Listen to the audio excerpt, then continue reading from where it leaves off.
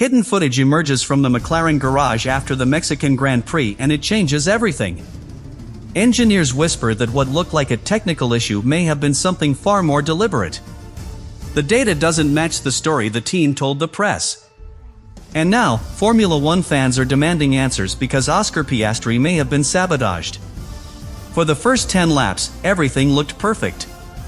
Piastri's driving was surgical balanced braking, precise rotation, tire management that only an engineer could love. His radio messages were short, clipped, clinical. Temps good. Balance neutral. All under control. Behind the scenes, the data matched his voice flawless inputs, minimal wear, performance trending upwards. On the pit wall, engineers exchanged satisfied nods. He's in his rhythm, one said. Textbook Oscar. But perfection has a way of making people nervous in Formula One. When something looks too smooth, it usually means something's about to break. Lap 29. The first hint that something was wrong came through a single word. Deploy. A beat of silence. Deploy, deploy. Nothing. Piastri's tone stayed calm, but the urgency in his breathing gave it away. No hybrid check systems. The engineer's reply was immediate but uncertain. We're on it, Oscar. Try mode 7, confirm mode 7. He flicked the switch, but the dashboard told the truth: zero power from the ERS. The red light that indicates deployment blinked once, then vanished. Copy, he said, voice flat. We've lost it. The cameras caught the moment on the back straight, the McLaren slower, vulnerable, with a Ferrari sweeping past under DRS. From the outside, it looked like bad luck, a system failure. Inside the garage, engineers whispered. That's not random, said one. That's a shutdown. Another looked at the telemetry feed, shaking his head. He didn't trigger it. It came from outside. The words hung in the air, half whispered, half feared. For now, they kept them quiet. But Oscar felt it. Every corner exit lacked punch, every straight a reminder that something wasn't right. Yet his driving calm, discipline never faltered. We're losing time on the straights, the pit wall said. Understood, he replied. I'll make it up in braking. And he did. Lap after lap, he clawed back tenths through corners where others hesitated. Even as the system betrayed him, he refused to break rhythm.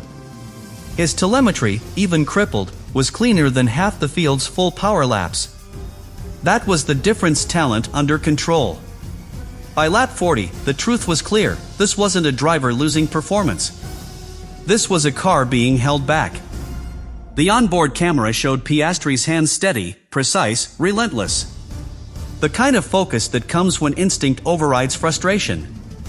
The radio crackled one last time. We'll check everything after the race, Oscar. His reply came sharp, quiet, deliberate. You won't need to. I already know. The line went silent. The cameras didn't catch his eyes behind the visor, but the body language said it all: a driver betrayed, but unbroken.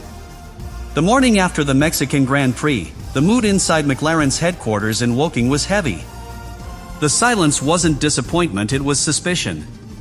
The race debrief should have been routine, but this one started with a phrase that froze the room: the data doesn't make sense. The lead systems engineer, eyes fixed on his monitor, repeated it twice. We didn't lose the hybrid naturally. There's no thermal spike, no mechanical flag, nothing. Andrea Stella walked over slowly. Show me. The graphs appeared on screen. Everything looked normal until lap 29. Then, suddenly, the deployment trace flatlined. What happened here? Stella asked. The engineer zoomed in on the log. There's an override command remote, not driver initiated. From where? Pit wall, the engineer said, hesitating. The room went silent. Everyone understood the implication. McLaren's control systems were designed to prevent accidental interference during a race. Any external command during deployment mode required a double confirmation, and the only person authorized to do that was the race engineer. Could it be a glitch? Stella asked. If it was, it's the most precise glitch I've ever seen, came the reply. They replayed the footage. Piastri's onboard synced with live telemetry. The moment matched perfectly. The instant his hybrid light went out, a data packet was logged from the pit wall. Stella's face didn't move, but his tone did. Find out who sent it. For the next hour, the room filled with the quiet chaos of engineers typing, cross-referencing, analyzing fingerprints and code. Formula One might be about speed on track, but off it, it's about forensics. They traced the packet to a specific workstation, one that shouldn't have been active during the race.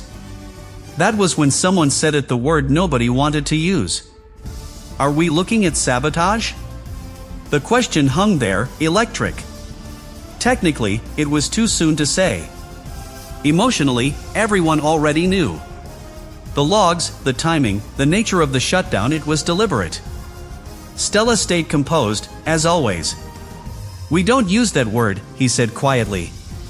Not until we know. But the truth was already unraveling. Meanwhile, Piastri was still in the driver's office, reviewing his onboard footage. When Stella walked in, he didn't look up. You've seen it, he said. Stella nodded. We're still checking, but it doesn't look like a normal failure. Oscar leaned back, eyes still fixed on the monitor. I felt it. It wasn't random. His tone wasn't angry, it was analytical, almost detached. So what do we do now? We investigate, Stella replied. Quietly. Piastri nodded. Good. Let the data speak first. It was the same answer he gave in every storm.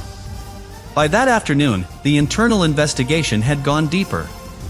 Code specialists discovered that the command had originated during a data refresh, an innocuous background process used to monitor energy systems. But this one was different. Someone embedded a line that shouldn't be there, said the technician. It forces the hybrid into reset. Could that happen by mistake? Stella asked.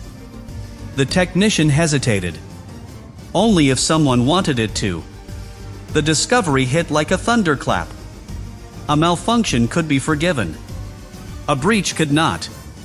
Lock down the logs, Stella ordered. Nobody outside this room sees this file. But the silence couldn't last. Word spread through the garage by the next morning, whispers of a rogue command, an unauthorized override. Engineers argued in the corridors, mechanics swapped theories over coffee. Some said it was a glitch. Others, quietly, called it sabotage. Through it all, Piastri remained exactly as he'd been on track, calm, methodical, unshaken. They can call it what they want, he told his engineer later that evening. But the lap times don't lie. The car stopped, and I didn't. That attitude, that quiet defiance, began to change how people inside McLaren saw him. He wasn't the rookie anymore. He was the one holding the team together. By midweek, the atmosphere inside McLaren's data operations center had shifted from confusion to quiet panic. The word sabotage was never spoken publicly, but privately, it hung over every conversation like static. The investigation had expanded beyond the trackside engineers. Now, McLaren's cybersecurity division was involved. Password logs, access timestamps, and encrypted system keys all under review. We've traced the signal to a diagnostic protocol, one technician said. It's buried inside a telemetry handshake hidden in plain sight. Andrea Stella listened, arms folded. So someone wrote it into the system itself? The reply came reluctantly, yes. And it executed perfectly. That meant one thing: whoever triggered the override knew exactly what they were doing. It wasn't random. It wasn't luck. It was precision. Stella exhaled, his voice steady but tight. Find out if it's internal or remote. It has to be internal, said the lead systems engineer. The encryption layer blocks external commands during live deployment. Someone on our network authorized it. The room fell silent. Internal. The word carried weight. McLaren had been betrayed from within. Across the building, in the simulator bay, Oscar Piastri was running silent laps. Not for media, not for recovery, for information. He wanted to understand what the car had done at the exact moment of failure. "Give me the same parameters as Mexico," he told his engineer. "Same fuel load, same ERS deployment maps, same track temps." The simulation started. Everything looked normal until the lap where his real car had died. He braked, turned, hit the throttle, and felt the hybrid system drop. "There it is," he said. "Right on time." He glanced at the telemetry screen. "Look at the signal delay on the CAN bus. There's a command injected right before it." The engineer frowned. "How did you see that?" "It's offbeat," Oscar said. "You can feel it." He wasn't supposed to be part of the investigation, but his instincts were too sharp to ignore. He started cross-referencing live simulation data with race telemetry frame by frame. There, buried between 2 milliseconds of power transition, was the digital fingerprint of the command that killed his car. "It's not random," he said quietly. "That's a coded input. It has timing logic." When he showed it to the engineers, the room went dead silent. "That shouldn't even be visible," one said. Piastri leaned closer. "Then someone didn't hide it well enough." By Thursday, the findings were undeniable. The command originated from a workstation on the McLaren pit wall, logged under a technician's ID who wasn't supposed to be active. When confronted, the technician claimed it was a diagnostic test that executed automatically. But the timestamps didn't match. "It's too precise to be accidental," said the system's auditor. "The trigger aligns perfectly with lap 29. That's intent." Stella kept his composure, but the anger showed in his jaw. "Lock the workstation. Nobody touches it." Meanwhile, Formula One's technical auditors, the FIA's shadow data team, were quietly alerted.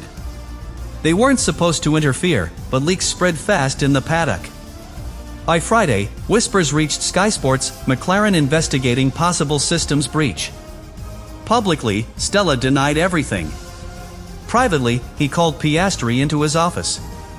"We'll handle the politics," he said. "You focus on driving." Piastri nodded, calm as always. "Understood," he said. "But if I find proof before you do, I'm not keeping quiet." Stella hesitated. "Oscar," the Australian's expression didn't change. "If we don't own the truth, someone else will." That night, Piastri stayed late, combing through more of his own data. What he found turned suspicion into certainty. The same diagnostic override that crippled his Mexico race had been armed in the system 2 races earlier, logged, unexecuted, waiting for the perfect moment. He printed the file, walked into Stella's office, and placed it on the desk. "It wasn't random," he said. "Someone planned it." Stella looked down at the paper and said nothing. "You said not to use the word sabotage," Piastri continued. "I think we're past that."